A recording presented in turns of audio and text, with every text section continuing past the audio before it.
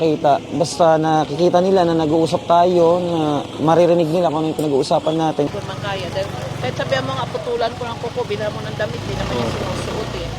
Bali, 30 years, mahigit siya. Yun ang katotohanan. Sa pulyan na hindi pa siya buwang, di ba ano na yan sa real? Kilala ko kasi mabait yan, sobrang bait ng baso. Hindi Yan, kasi, ngayon po, pupunta kami sa kung saang lugar po natagpuan si Tatay Alan. Para po may pahanap natin or mapasundo sa mga barangay po kung saan po yung kanyang kapatid. Dahil may balita po kami na malapit lang daw din po doon yung kapatid ni Tatay Alan. Makipag-ugnayan po tayo sa barangay para makausap din po yung kapatid ni Tatay Alan kung ano po yung mga plano nila para kay Tatay Alan. At alamin din po natin kung ano talaga yung nangyari sa buhay ni Tatay Alan, kung bakit nagkaganon siya. Kung totoo nga na iniwan siya ng ng kanyang asawa. Kaya nagkaroon ng depression. Papunta po kami doon ngayon at nagpapagas lang, ang tagal. Daming nagpapagas po kasi dito. At hanapin din po natin yung nanay po nung bata na dinala po sa atin. Kasi nawala din daw yung sarili.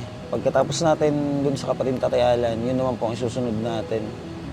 At abang na lang po kayo sa update mga kababayan, kung ano po yung mga susunod na mangyayari at kung ano yung mga dapat pa nating malaman sa mga buhay po ng ating mga tinutulungan, dahil hindi natin lubos maisip kung bakit gano'n yung nangyayari sa buhay nila.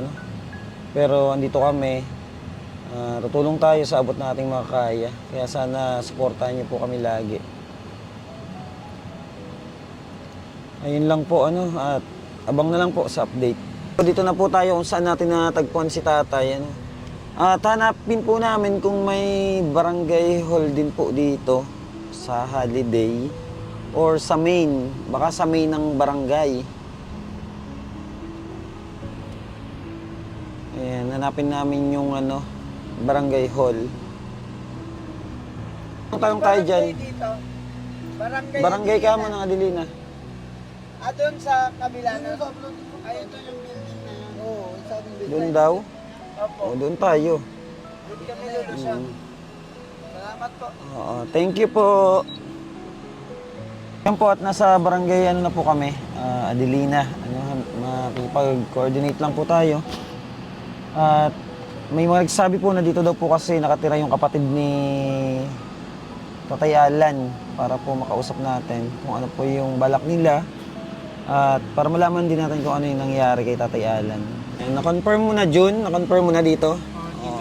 Patawag lang natin yung yung kakilala, Pinatawagan nila radyo lang muna. yung kakilala. Sila yung nakakakilala doon sa Patawag na lang natin.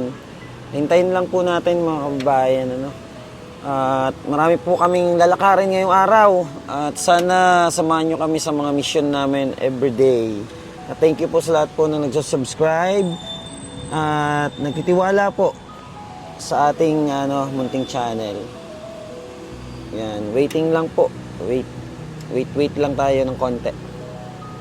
Yan po, at nakausap na natin yung sa barangay po na Adelina. At sasamahan po tayo sa kapatid po ni Tatay Alan. Tara, Jun, para makakuha tayo ng mga iba pang mga information about kay Tatay Alan, kung ano ba talaga yung nangyari sa kanya at kung bakit nagkaganon yung buhay niya. Kasi bali-balita, may mga nagme-message po na iniwan daw talaga ng asawa kaya nagka-problema sa pag-iisip. Kaya ngayon, malalaman natin kung anong istorya ng buhay niya. Tara, punta muna tayo. Susunod tayo kay Kuya, susunod tayo sa barangay. Kasi sabi po ng mga taga-barangay po is paulit-ulit na daw po nila itong tinulungan. Ngayon, kapag kukunin po ng kapatid, mga ilang araw na naman po, babalik po doon. Kaya yung mga taga-barangay San Antonio po ay tinulungan na rin po pala si Tatay Alan ng paulit-ulit na. Tara po at alamin natin yung istorya ng buhay ng Tatay Alan sa kanyang kapatid. Samahan tayo ni Kuya. Anong pangalan niya, Jun? Ariel. Kuya Ariel. Dito po siya nagtrabaho sa barangay San Antonio. Sa Adelina. Ayan. Kaya thank you so much din po sa mga taga-barangay San Antonio maraming salamat po sa pag-assist po sa amin para mapuntahan po yung kapatid po ni Tatay Alan. Kasi pag si Kuya Ariel, no, samahan talaga tayo. Dito na yon, dito yung bahay.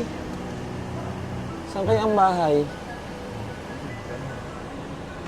Mag-park ka muna, Em, para makaano tong sakyan, para makadaan yung mga ano. Okay, sige. Hindi pa po pala doon, dire-diretso pa tayo. Huminto lang, may nasira yata sa ano, tricycle. Dalawang hinto, dito na yata yon. Maghanap kayo ng parkingan. Nag-ano lang, nangungupahan. Ayun, nangungupahan lang. Doon pala. Punta natin, dito pala nakatira. Kausap natin. Ano pala yan eh? Apartment? Baka wala dyan.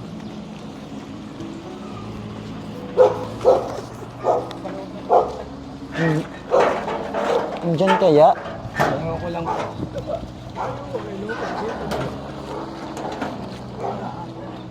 Bata. Ang laki ng aso.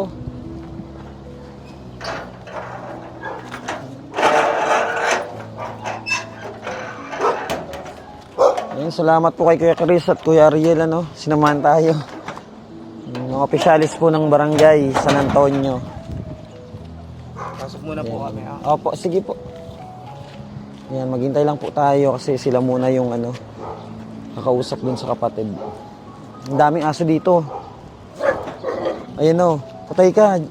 Jojo, ayun na, ayun pa isa. Matatapang sila. Hindi ko na siya hanggang lumipat kami. Hindi ko na siya nakikita. Kaya yun yan. Buti ngayon sa barangay siya, hindi naman siya inaano ng barangay. Kasi mabait naman, sobrang bait yan. Opo. Mabait Driver naman ng po team siya. leader yan. Sa ngayon po, nasunod naman siya sa amin. Kaya talagang sabi ko na ano ako, pumunta sila sa akin. Sabi ko, salamat talaga. Talagang inano ng Lord. Gusto lang din po namin malaman nyo na nasa pangangalaga namin siya. Yun nga talaga. Ngayon, Anong gagawin natin? ano po, once po na maging okay na si Tatay Alan, ibabalik din po namin siya sa inyo. Hindi naman po kasi pwede na panghabang buhay din po namin siya alagaan. Marami po kaming inaalagaan Usap na din eh. kami, sabi ko pag magaling, ano na lang niya. Kasi driver yun eh. Opo. 10-wheeler pa nila drive yan eh. Tapos, if ever po ano, hingi na lang po kami ng contact nyo. Kasi hingi din po kami ng... Ano ako, comment ako dun sa iyo, binigay ko yung number ko. Pati Hindi yung mga po anak ko namin na sa Canada, napansin. saka sa ano, inano kayo, kinalo nila. Ngayon po, hingi lang po kami ng favor sa inyo. If ever na may extra po kayo, mag-help na lang din po kayo para kay Tatay Alan. Kasi napakarami ko pong alaga talaga, sobra. Pero hindi naman siguro palaki yan kasi sakit din ako. Gusto lang po talaga namin makatulong sa mga tulad nila. Kasi kawawa sila sa kalsada, sobra. Buti nga nagkipag-cooperate siya talaga, inano na siguro ni Lord. Kasi ayaw yan, di ba, ano, dami kong ano na mapaliguan siya. Ayaw talaga. Ano naman po siya, nakakausap siya, kaso ayaw talaga sumama. Ang ginawa namin, pinabuhat ko na lang. O yun Kasi nga, tuwa-tawa nga kami na talaga. Ang iyak ako pangit pag na ginagawa siya. makita mo na ganun yung sitwasyon niya. At inaano na, nareklamo na siya ng mga nagninegosyo doon, kung saan-saan daw na dumi. Kaya siguro, ano na rin ng Diyos para Talaga maging kaya maayos yung buhay. prayer din talaga din talagang. Pero mo sumama siya. Sa dami na ng taong gustong ano niya kasi walang ano yan, hindi siya pinapaalis ng mga barangay, ano gano'n. Kasi mabait nga siya. Matagal na pati yan dyan na talaga siya. Dito na talaga siya tutunan. Mga ilang taon na po siya sa sitwasyon na ganun. Parang ano na eh. Marami po nagsabi mo, more than 20 years? Ganun. Oo, yun, matagal na rin. Simula Sabi 1997 pa daw po. kasi yung asawa niya, Edi dating ano yan, 28 years. dating naging Miss Adelina asawa niya eh. Maganda ang buhay. Kaso, nung tinago, parang may ganun din kasi asawa nun eh. Kaya doon parang hawa na siya. May Ngayon, problema din sa pag-iisip. tinago siya ang asawa niya, tinago ng mga kapatid. Tapos ngayon, doon na sila kung na parang ano na siya. Nagkaroon ng problema na. Nagkaroon na siya ng problema. Kaya, alam nila ni ano yan eh. Ano naman ako eh, ano ha. Hindi po. Ano lang po. Sige. karapatan din po kasi Salamat ng... talaga. Sobrang talagang ano. Ang ano po kasi niyan, kaya nagre-record din kami. Okay naman po na hindi kayo makita. Basta nakikita nila na nag-uusap tayo, na maririnig nila kung ano yung pinag-uusapan natin para malaman din po nila na hindi nyo naman pinabayaan si Kuya Alan. Na hindi po... Ano yan, di ba? Oo. Ano, yan, lagi ba? Na hindi po mabash kayo. Na ganun. Oo. Kasama ko siya. Oo. Kaya salamat din tayo kila Kuya no, sa mga ano po, barangay Saka officials yun, po. sa totoo lang kuya, kaya hindi namin pinupwersa yung palisin. Hindi naman siya nananakit. Oo, mabait Hindi naman naman. siya nanggugulo. Kaya pagka meron ng naano sa kanya, nanluloko yung mga bata, na pinapato siya, inaano siya, nagagalit yung mga tao. Kasi mabait naman. Saka yung mga nakakakilala sa kanya, lalo sa umaga, Oo. yung nagbibigay ng pera, Mm. yung pagkain. Tsaka, ano po, linawin natin ano. Kasi may nagsasabi doon na ano daw ginagawa ng mga barangay. Marami na po silang beses na tumulong kay Kuya Alan. Oo, yun po ang... Alam mo sa totoo din, Yun po ang hindi- totoo. Hindi sa pag-aano din sa inyo. Matagal ko na kasi na hindi din ako tulong sa kanila. Mm. Ngayon, ito, hinihiyan ko rin siya ng tulong. Inaano ko siya pumunta din siya, ano, ganyan. Oo. Kasi siyempre, nasa kanila din ang ano nun eh, kasi hindi ko naman kaya. Dahil, kahit sabihan mo nga, putulan ko ng kuko, bilhan mo ng damit, di naman yung sinusuot eh. Ano po, tutulong po kasi ang barangay. Pero mas dapat po na yung pamilya ang kumilos. Kaya yung ay, Kasi hindi po sila madadala sa isang facility gaya ng mental. Kailangan talaga kamag-anak bago ipasok. Di ba po? Ganun talaga. Po yun eh. Kasi kami po, danas din namin. Magpasok kami sa mental.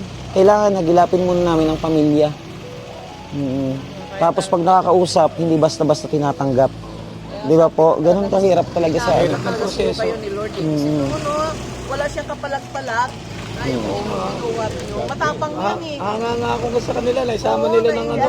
Tapos sa van, tahimik siya. Tahimik siya. Naman, salamat. Bali, 30 years mahigit siya. Yun ang katotohanan. 30 years mahigit. Sa pulyan na hindi pa siya buwang, di ba ano na yan sa Rio? Kilala dito kasi mabait yan, sobrang bait yung baso. Hindi kasi siya nakipag-usap sa ibang tao, kaya siguro natalo siya doon sa ano. Opo. Ayun po na pakinggan nyo na po yung ano, panig po ng pamilya ni Tatay Alan. Bali, marami pa rin po kasi kaming pupuntahan. Mag-iikot pa rin po kami. At papakuha ko na lang po kay Jun yung contact niyo. Okay lang po. Sige, oo, sige. Ayun. Kuya, maraming salamat sa inyong dalawa. Thank you ng marami. Thank you ng marami po. Salamat. Hindi po. Ano po? Hingin na lang po namin yung contact niyo. Ayan po at nahanap na po natin yung pamilya po ni Tatay Alan. Thank you po sa mga barangay official ng Barangay San Antonio.